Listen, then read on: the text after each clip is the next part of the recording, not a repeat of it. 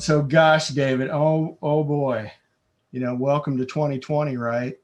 Yeah, Um, this environment has obviously created some things on the tax front, right? Some implications there, and to boot, we have a new administration looming.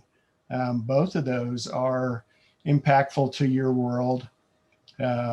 So really, I want to give you the floor. I've listened to you a couple times, and I learned something new every single time. Um, so I really want you to just kind of walk us through yeah, what's going on out there. great. Thank you very much. Just so everyone knows, I'm in New Jersey. I'm not actually in England at the moment. Just in case anybody's. I've been working on my English accent. I'm from New Jersey originally. The accent is still taking a little time. Hopefully it's coming off okay at the moment. I have got a few slides. So I wouldn't be a tax accountant if I didn't have a few slides to share. And there is a reason behind that. It reminds me of what I need to say as well. So yeah, Alex, 2020, what a year. It all started so well. And then around sort of mid-March, with all the the lockdown and the travel bans, etc., that just transformed really the way that mobility tax had to operate and what we were looking at and some of the issues that we were facing. So I'll spend a little bit of time going through that. Then talk about some things that Section 139, you might be aware of this. This might help some of your businesses, and certainly around the disaster relief and some payments which may be tax-free. As you say, you'll touch on some of Biden's tax proposals, very much this stage information only. And then thinking more into 2021 can't come soon enough, in my opinion, but some things to walk away with. So, as I said at the start of the year, everything was very much status quo. I'm glad you didn't play them earlier and you stuck with AC/DC. That was a good choice. But we were very much looking forward to another good year, and then we really had to pivot, and we saw companies really, as a result of lockdown, look at different ways in which their workforce had to operate, and this presented a number of challenges. I'm sure you've all lived this for the last 8 or 9 months, so I'm not going to spend too long on this, but I just wanted to give you an idea of the trends and some of the actions that some of the companies we've been working with have really sort of focused on. And that is very much around, first of all, that sort of reaction phase of, well, where is everyone and what are they doing and are they safe and all those sorts of angles. So we spent a lot of time working with companies on that sort of data piece of basically working out where people were. Some were stranded, some had relocated to new, safer locations, whether that was domestically or internationally. And as a result of that, we then started to work with companies on the exciting world of tax, which I know everybody, that's the first thing that comes to mind when you think about your remote workers is tax. And it certainly should be if it isn't already. So we think about tax and payroll and social security, and then also the sort of other sort of issues that come with that, immigration, employment law, and corporate tax as well, the entity aspects of it. So we've been working with a lot of companies in that sort of remedial work, really sort of working out where they are, where their employees are, and what that means to them from a corporate perspective, and then overlaying that with various sort of COVID-19 reliefs, whether that's state-driven, federal-driven, or international. So very complex, and I would say there's not a cookie-cutter kind of answer. It really depends on a lot of the factors for those individuals. We also saw the rise of different working styles, and I think we've all had to cope with that, and that's created a number of challenges around policies and processes internally.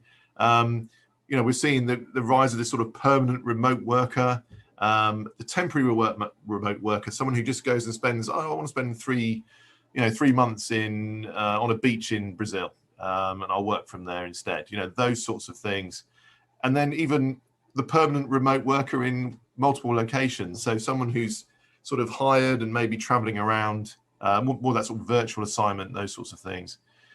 Commuters, they still exist, and we're certainly seeing some companies sort of address that issue now that they're going back into the office. And then also this concept of working from anywhere, which is very much a new phrase that's sort of been born this year, very much technology driven. So we're seeing all these different types, and each one presents slightly different challenges and results. And that's why we're seeing very much a shift in the market around just sort of trying to put certain employees in certain buckets. So it makes it a little bit easier to understand what the challenges are and what needs to be done. Just very briefly, what we've been helping with and what companies have been really focused on is obviously resolving those issues. Some are taking the stance of it's 2020, we're just going to let it go and not change too much. Others have gone right at the opposite end of the spectrum and are very much focused on we're going to make sure we're absolutely watertight. Others are looking at more senior individuals, more the sort of VIPs, those with more sort of substantial jobs or important jobs within the business that may create issues by virtue of their role and responsibilities. So making sure they're right for payroll, particularly.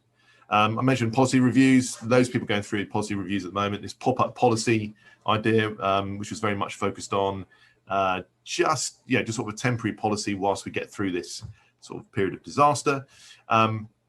Looking at a process for claiming, for wanting the employees to actually engage employee-driven remote working. Do they have to opt in? What do they have to do to actually, seek approval? And ultimately, that's driving the policy around: is it anywhere? Is it truly work from anywhere, or is it you can work from anywhere as long as it's in the state you're employed in, the country you're employed in?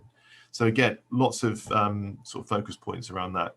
Payroll issues. Payrolls need to catch up. We know that there's some real challenges with payroll, just around the technology.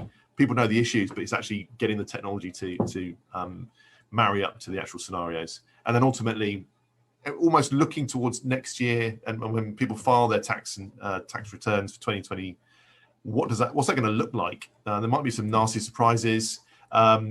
States are desperate for cash, so there may be some more audits coming through there. So that's some of the trends we've seen this year. I'll touch very briefly on the CARES Act, and I know there's another bill going through at the moment. We haven't quite got all the details for that, but there is presumably more provision for some sort of relief.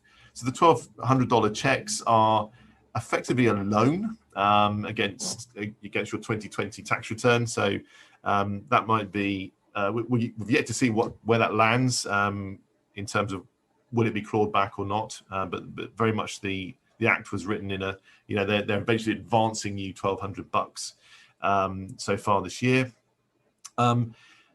Within the IRC code, section 139, there is a provision for payments to qualify under disaster relief terms and provisions there, which ultimately means that employers can make certain payments to employees that cover necessary personal, family, living, and funeral expenses incurred as a result of a qualified disaster. So we are in a qualified disaster, and we're still in that. That was declared in March. So again, and I'll share these slides with you afterwards, Alex, so you can send around to the group. These are some of the examples that you might want to consider. We know a number of employers have made payments to employees within this space. There are some provisions, there's some tax code around it, so do get advice before looking at it. But again, it's an opportunity to give something back to employees if that's what you want to do as a business, and equally some of the expenses that maybe you've incurred as an employer, perhaps relocating individuals back to the US. Almost there, Alex. I'm conscious of you cutting me off. So just in terms of Biden's plans, again, the devil's in the detail. These are very much the headlines at this stage. His plans are very much focused on increasing federal tax revenues. And it's very much sort of looking at the wealthy and increasing tax rates for the wealthy, and really rolling back some of the provisions that were put in the 2017 Tax Act that is currently in place. So a return to the tax bracket of 39.6% for incomes over 400,000 for married, filing joint. We're still waiting to see what that would be for married, filing separate or single, and some of the other positions you can take. But there's very much a return to that top rate. He's also written a provision in around long-term capital gains for individuals that have income over $1 million being taxed at the ordinary income rate. So that is a change from the long-term rate currently, which is 20% plus the 3.8% for the investment tax as well. So that is could be a substantial cost as well, just to bear in mind. And they're also looking at capping the amount of 401k contributions that can be taken as a relief, again, based on tax bracket, actually. So more on that to come, but they're the headlines. I would say, if anything at this stage, there might be some planning to do in the next 22 days. So again, if think about perhaps accelerating some payments or deductions into this tax year, just to take benefit of a higher tax rate next year. So things to think about there. So with my crystal ball, looking forward to 2021, we really do hope, as Karen was saying, that there's a opening up of movement of the workforce and people generally, just to help us in this sort of business.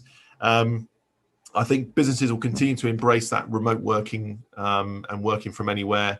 I think we'll see a return to some sort of normality. Business travel will come back. But I think that mix of employment options for the workforce will diversify, and that will present its own challenges internally for businesses. It goes without saying, I know this has been mentioned many years, and for many years, data, access to data, tracking of employees, and connecting different parts of the business through travel data, expenses, and all those sorts of things will become more important, I think, to make sure the company is compliant from a tax and payroll perspective. And right now, I think there's two things to do. First of all, it's year end, and I know you're probably all going through that. So again, think about, are there any things we can be doing right now, just before year end, to get in place around payroll? And then equally, with an eye to next year, what's the future state? What can you do to put in place? And you're wagging my finger at me, and I've finished.